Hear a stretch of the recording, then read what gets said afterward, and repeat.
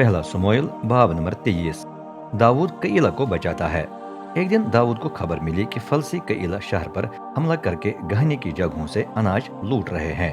दाऊद ने रब से दरियाफत किया, क्या मैं जाकर फलस्तीन पर हमला करूं? रब ने जवाब दिया, जा फलस्तीन पर हमला करके कईला को बचा। लेकिन दाऊद के आदमी एतराज करने लगे, हम पहले से यहाँ यहूदा में लोगों की मुखालफत से डरते हैं।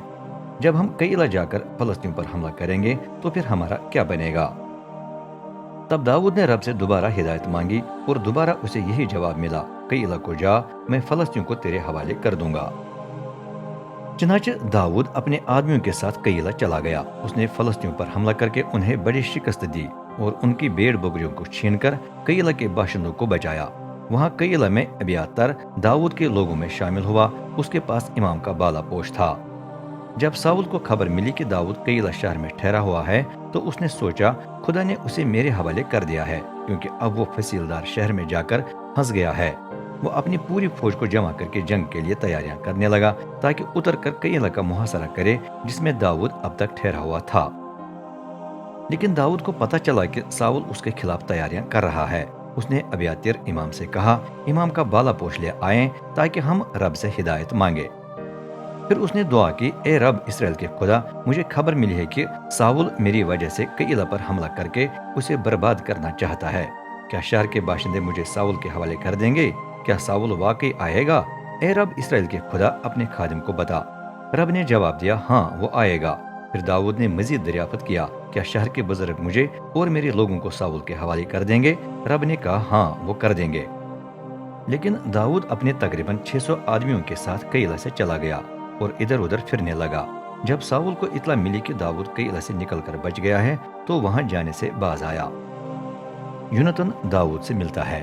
अब दाऊद बियाबान के पहाड़ी किलों और दश्त ज़ीफ के पहाड़ी इलाके में रहने लगा। साउल तो मुसलसल उसका खोज लगाता रहा, लेकिन खुदा हमेशा दाऊद को साउल के हाथ से बचाता रहा। एक दिन जब दाऊद पूरिश के करीब था तो उसे इतला मिली कि साउल आपको हलाक करने के लिए निकला है। उस वक्त योनातान ने दाऊद के पास आकर उसकी हौसला अफजाई की कि वो खुदा पर भरोसा रखे। उसने कहा, डरे मत, मेरे बाप का हाथ आप तक नहीं पहुंचेगा। एक दिन आप जरूर इसराइल के बादशाह बन जाएंगे और मेरा रुतबा आपके बाद ही आएगा। मेरा बाप भी इस हकीकत से खूब वाकिफ है। दोनों ने रब के हुजूर अहद बांधा। फिर योनातान अपने घर चला गया, जबकि दाऊद वहां होरिश में ठहरा रहा। दाऊद ज़ेफ में बच जाता है। दश्त ज़ेफ में आबाद कुछ लोग साउल के पास आ गए, जो उस वक्त जिबा में था। उन्होंने कहा, हम जानते हैं कि दाऊद कहाँ छुप गया है। वो होरिश के पहाड़ी किलों में है, उस पहाड़ी पर जिसका नाम अकीला है और जो यशीमून के जुनूब में है। ए बादशाह, जब भी आपका दिल चाहे आए तो हम उसे पकड़कर आपके हवाले कर देंगे। साउल ने जवाब दिया, रब आपको बरकत बख्शे कि आपको मुझ पर तरस आया है। अब वापस जाकर मजीद तैयारियां करें, पता करें कि वो कहाँ आता जाता है और किसने उसे वहां देखा है, क्योंकि मुझे बताया गया है कि वो बहुत चालाक है। हर जगह का खोज लगाएं जहां वो छुप जाता है।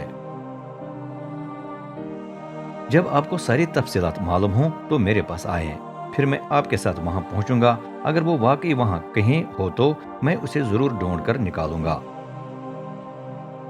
ख्वाह मुझे पूरे यहूदा की छानबीन क्यों न करनी पड़े। ज़ेब के आदमी वापस चले गए। थोड़ी देर के बाद साउल भी अपनी फौज समेत वहां के लिए निकला। उस वक्त दाऊद और उसके लोग दश्त माऊन में यशीमून के जुनूब में थे। जब दाऊद को इतला मिली कि साउल उसका ताकुब कर रहा है तो वो रेगिस्तान के मजीद जुनूब में चला गया, वहां जहां बड़ी चट्टान नजर आती है। लेकिन साउल को पता चला और वो फौरन रेगिस्तान में दाऊद के पीछे गया।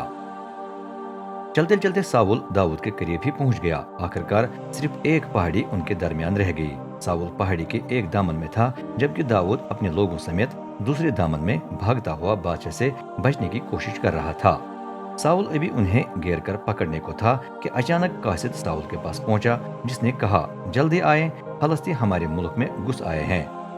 साउल को दाऊद को छोड़ना पड़ा और वो फलस्तीन से लड़ने गया।